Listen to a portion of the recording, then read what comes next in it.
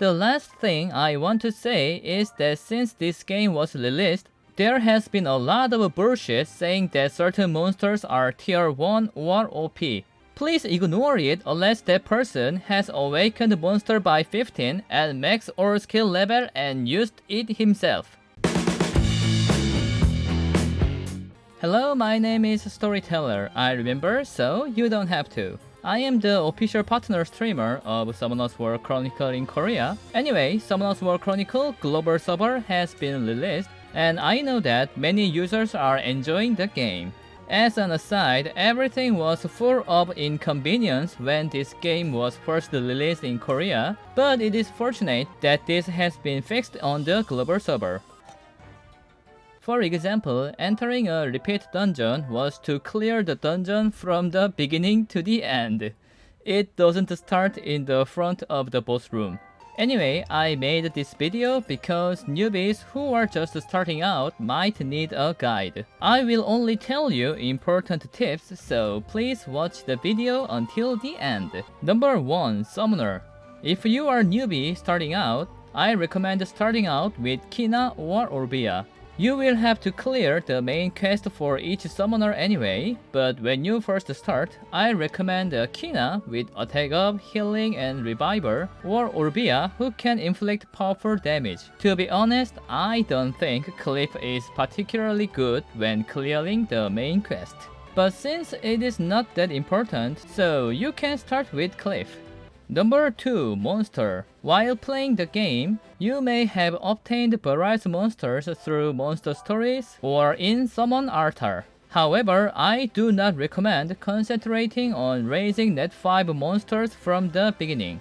While collecting the Devilmon, material, and gold needed for growth, you will fall behind everyone else. Net 4 and Net 3 do not require a lot of materials and gold to grow, and you can get all your investment back through Restore.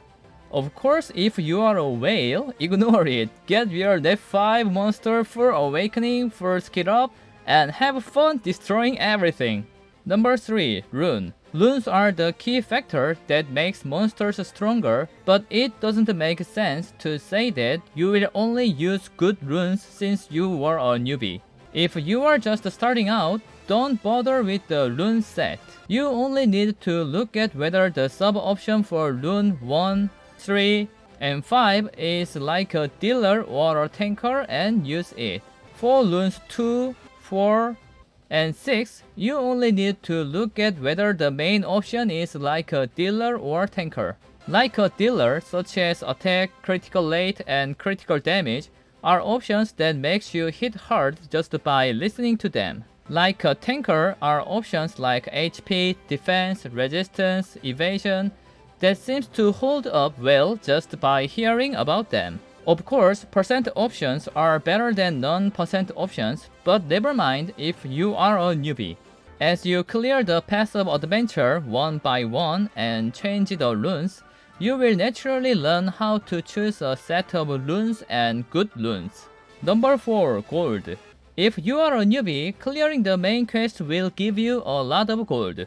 Don't be fooled, this game is insanely short on gold.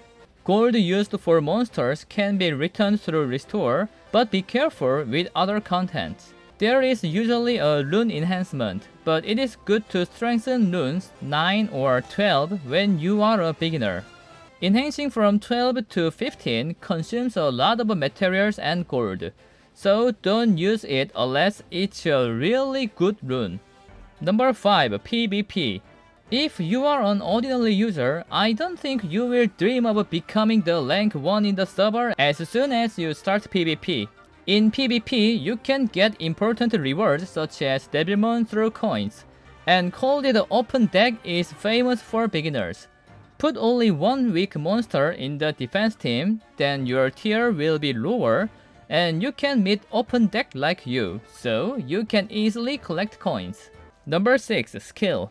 You will probably see a variety of summoner skills, but regardless of the summoner, utility skill enhancement is the top priority. Utility such as increased number of evasion, increases evasion recharge time, increases mana count, increases mana recovery time are really essential. However, changing weapon is important in RTA, real-time arena, so it is not so important for newbies. And the respawn time reduction is frankly useless. Next is the passive skill, but if you feel burdened by enhancement, it is recommended to raise at least one. The more you strengthen your skill, the more skill point you need. So invest moderately and raise other skills like active skill.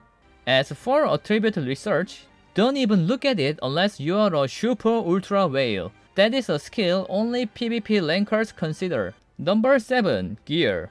This is a really important tip. If you are a newbie, it is good to buy gear from the exchange center and use it. Of course, certain gear will be expensive, but if you are a newbie, you don't need that much gear. I don't know the market price of global servers, but not all gear will be expensive. Prepare your main gear while enhancement and using suitable gear which has good sub options. And unless it's a final equipment, never try upgrade beyond 12. Plus 9 enhancement is also good. Number 8. Conclusion. If you clear the main quest and strengthen the monsters through passive adventure, you will gradually feel the fun of Summoner's War Chronicle. If you feel difficulties in content such as Trial of Ascension, or Galagos Ruins, or Raid, there are many guide videos, so it would be good to refer to them. The last thing I want to say is that since this game was released, there has been a lot of bullshit saying that certain monsters are tier 1 or OP. There are so many people who irresponsibly only look at book and talk about it without ever using it. Please ignore it unless that person has awakened monster by 15 at max or skill level and used it himself. It was because I was fooled by such lies and that I started Summoner's War Chronicle YouTube, and I hate bullshit like that. If you have any questions, please put them in a new comment. A notification pops up for new comments so I can respond right away. Anyway, I hope this video helps you guys, so take a long look. Goodbye!